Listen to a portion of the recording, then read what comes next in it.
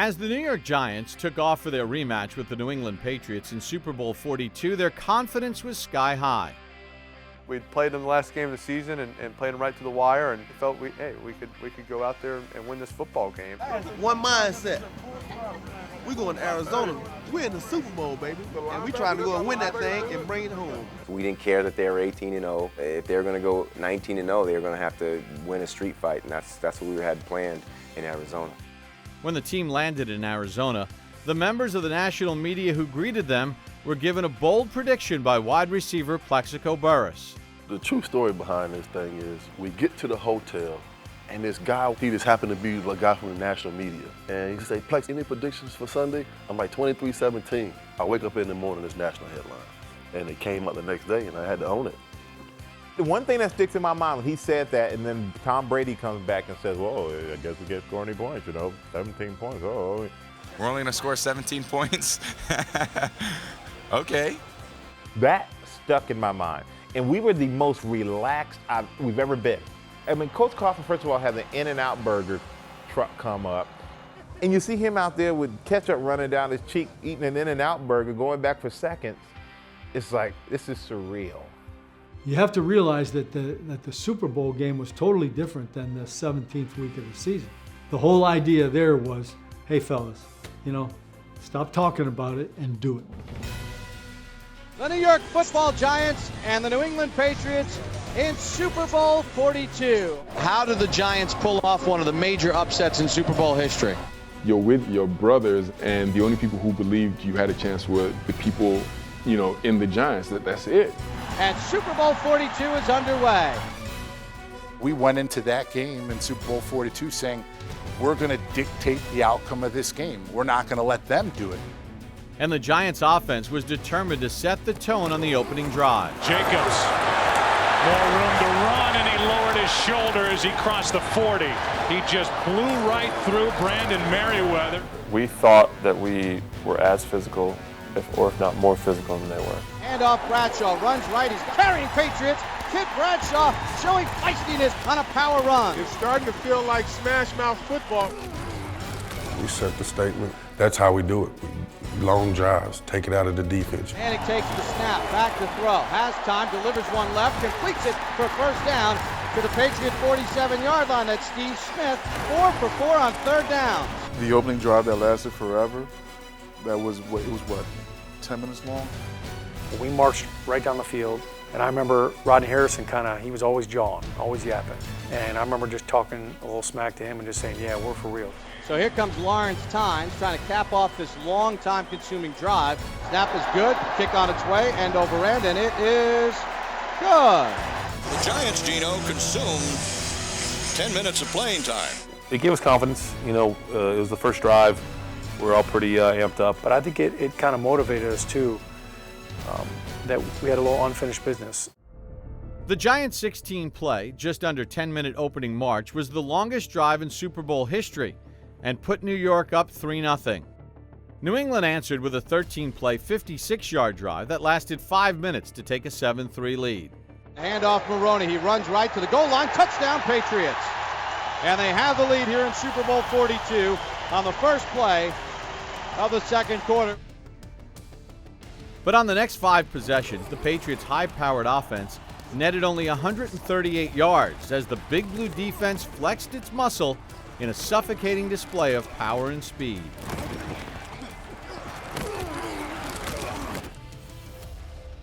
Just speaking from a defense perspective, we went into the game very, very confident. We felt like Coach Spags put together a great scheme to really put pressure on Brady, which we knew he didn't like. And they'd never seen a defensive line like we had, and they're not going to be able to stop us. Good pressure up front by the defensive line, and O.C. Umanura was the first one there. We needed to get him off his spot, make him uncomfortable, knock him down, knock him down, knock him down. Don't make it easy on him to be able to just stand in there and throw the ball. We hit Brady a lot.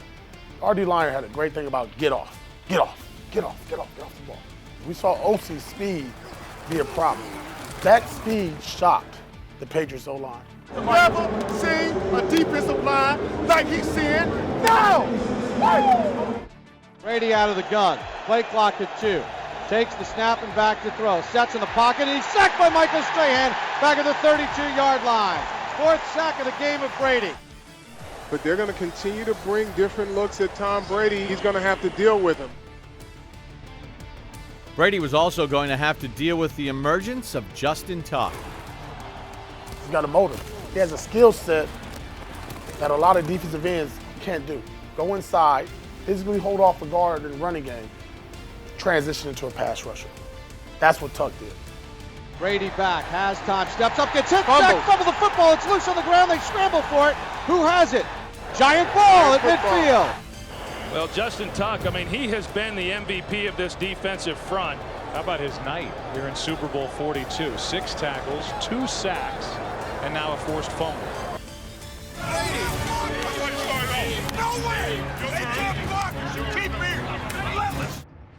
A tenacious Giants defense stifled and frustrated the Patriots' offense for most of the game. But midway through the second quarter, New York's offense nearly handed them the ball deep in Giants territory. And a fumble on the handoff. No signal yet. It looked like Pierre Woods got on top of it. I think it was a draw play. And, I remember Eli just sticking it in and it just bouncing right off my shoulder pads. Draw play, Bradshaw fumbles the football, recovered by the Patriots at the 30-yard line. Ahmad Bradshaw goes down with a ball on the ground fumble that's clearly recovered by New England. I remember him having almost full control of it and me getting my arm and my hand in there on it. And then it was like my life was up under there and I had to go get it. And I went down in there and somehow it ended up in my hands at the bottom of that pile. Ahmad, being the little bulldog that he is, just kind of wrestled himself in there and stole it away. So it's giant ball. The Giants recovered it. Now, that's as big a play. In a team winning a game of that significance, that ball is not only theirs, but it's field position too. And he's got the ball. But that just tells you about what's inside of that team that year. The heart, how resilient guys were. Can't take no. That's my ball. That's not yours, that's my ball. Ahmad Bradshaw's fight for the football denied the Patriots a golden opportunity to score. And on the first play of the fourth quarter, another New York rookie put the Giants in position to regain the lead. Manning back to throw. Sets, looks over the middle. Boss makes the catch on the run. Still on his feet across midfield to the 40, to the 35, and knocked down at the 34-yard line. Kevin Boss. The interesting thing about that play was it wasn't like in our offensive plan for the week. Rodney Harrison was playing pretty tight to the line of scrimmage, and we felt like I could just run right by him. From there, it's a pretty simple throw and catch. Boss's 45-yard catch and run was the longest reception of his rookie season. 5 plays later, the Giants cashed in the go-ahead touchdown. Tyree in motion, handoff, play fake, Manning to throw to the end zone, touchdown! David Tyree on the post, and the Giants have the lead with 11:05 to go in the ballgame. Eli drilled that sucker in there so beautiful. You set that play up all year, and they call it, and I score, and I can't believe it. This is amazing. I can't believe this is happening. Tyree's reception was unbelievable, not because it was his first touchdown catch of the season, but because on Friday before the Super Bowl, he had what was probably the worst practice for a receiver in Giants history. I just had the worst practice for a receiver that you can imagine. I just dropped way too many balls. I don't even know the number. I mean, I think he dropped 7 passes. Couldn't catch a cold butt naked in the wintertime, man. What, I give you a compliment coming out here, now you can't catch a damn thing. I went to Tyree after that practice. I said, hey, I'm gonna have to come to you on Sunday. You're gonna have to be there for us. I know you're a gamer. I know you're gonna step up. He said, hey, I got you. I knew that, when the lights is on, I'm gonna be ready, and I won't let my teammates down. David Tyree's first touchdown of the season gave the Giants a 10-7 lead early in the fourth quarter. But once again, the Patriots would answer with a scoring drive of their own. Brady gets set, takes the snap, back to throw, lobs one right for Moss, touchdown! The Patriots have the lead. So the Giants know what they have to do. They've got to go 83 yards in 2:39. 17-14, fellas. 1 touchdown, we are world champions. Believe it, and it will happen. I wanted to relay to them what I really believe needed to happen. I need you guys to score a touchdown. We need to be world champions. Can Eli Manning do it? They've got to go 83 yards in 2:39. We believed in each other, and I think that if you believe in the guy next to you, great things can happen. Manning looks right, throws right, completes it right to Toomer. First down, Giants. I'm thinking we can drive on this team. Their defense is not their strong point. Takes the snap, back to throw. Slides left, throws left, completes it to the 38-yard line. Very close. She's short. Just short. Fourth, and the length of a football, 11.5 inches. This is the ball game. 4th and 1, and give it to the big boy and let him pound it up the middle. Manning, handoff Jacobs, runs right, ties ahead, he's got the first down. With that much power and speed going downhill, nobody can stop him. And I never doubted it in my mind that he would get that 1 yard or not. But after an Eli Manning scramble for 5 yards and a near interception by Asante Samuel, the Giants would face another 3rd down conversion attempt. 3rd and 5 for the Giants. 1:16 to go. Manning takes the snap. Back to throw. Under pressure. Avoids the rush, and he's going to fight out of it. Still fights out of it. Now throws it deep downfield to Tyree, who makes the catch at the 22-yard line. What a play by Manning. He eluded 3 sacks. I'm running the post route over the top, so by the time I break out my post, he's under duress. They got a hold of me, but I'm kind of in a little panic. I think this isn't good, but they just never pulled me down. I look back, and I'm like, oh man, he's getting sacked. I'm like, oh, he got out. Fought out of it, I rolled right, kind of saw Tyree, I saw one other guy, ended up being Rodney Harris there, but I just figured, I gotta give this a shot. As soon as he let go of the ball, I was like, what is he doing? And I'm like, no, don't throw it. He fires the ball down the middle of the field, which normally you do not do that. No, not the middle of the field. From there, it was like chariots of fire, music going on in the background, and you're just locked in on that ball. And for me, all I remember is going up the high pointed. It is caught by Tyree. Catches it, ball off his helmet, head. You couldn't tell what he did with it. And I'm just thinking to myself, are they saying he caught that? I really didn't know anything about the helmet. I just remember getting my second hand back on that ball. All I know is I got it, and I'm not letting this thing go. It's a moment in time that's literally like frozen. I just call it a miraculous play that I'm the fortunate recipient of. When he caught the ball, game was over.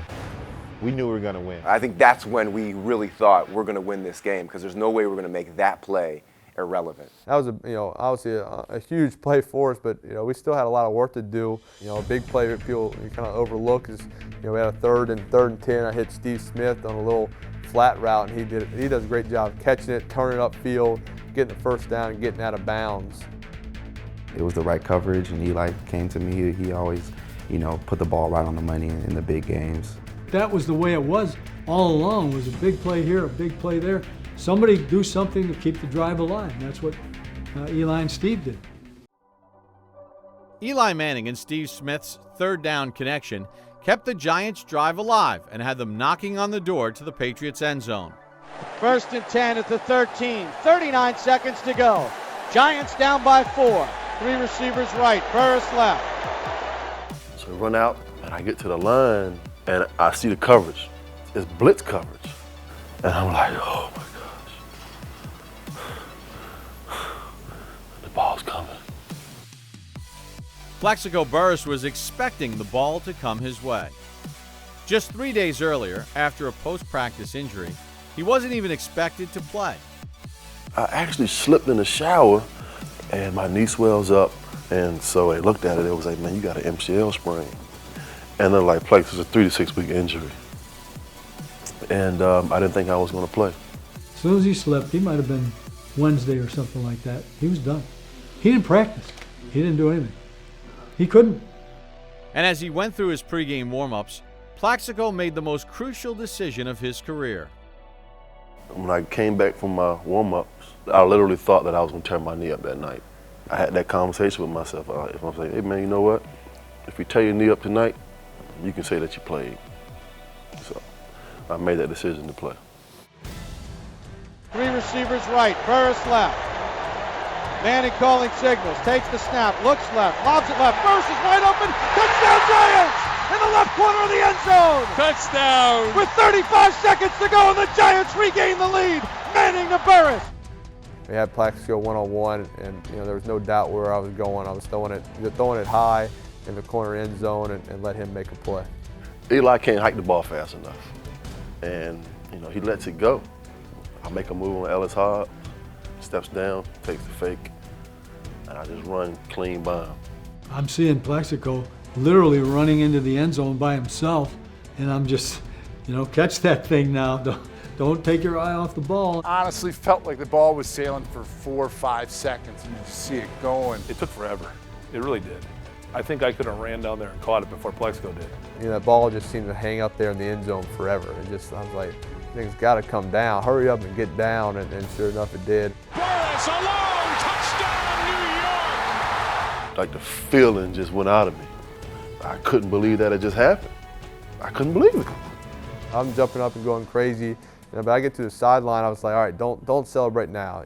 The Patriots, there's a reason they're undefeated. They find ways to win. Here comes Tom Brady and the Patriots, down by 3, 17-14. 35 seconds to decide it. 2nd and 10 for New England. Brady in a shotgun. Brady back to throw. Gets hit and sacked back at the 15-yard line. Jay Alford got in there. We had really drilled Brady. I mean, we hit him hard. But the type of player that he is, the toughness, he gets up off the ground and he throws 2 rockets. Brady has time. He's one deep down the left side looking for Randy Moss. Tom Brady threw a ball to Randy Moss, and it was right in his hands. Moss downfield, broken up by Webster. And I kind of misjudged the ball. It hit off my left hand. I didn't get as deep as I should have, because then I maybe could have ended the game on an interception, but it hit my left hand and tipped off. One more play for New England. 4th and 20 at their own 16. Brady takes the snap, back to pass, steps up, heaves one deep down the left sideline again in coverage, and it's knocked away by Jabril Wilson, incomplete. And that is it. The New York Giants have knocked off the New England Patriots 17-14 as Tom Coughlin gets a Gatorade bath, and the Giants, with the most improbable win in recent memory, have won Super Bowl 42. Hey, this is fairy tale stuff. Only God kind of stuff. Hey, shock the world. Shock the world. Read all about it, baby. Big Blue. World champions, baby. Write that down. I think it takes a second to digest, and right after the game, and you just take a moment to realize, what just occurred, that we won a Super Bowl. You go through an experience like that and you win together, you are bound together for the rest of your lives by that accomplishment. And the greatest thing in the world is nobody can take it away from you.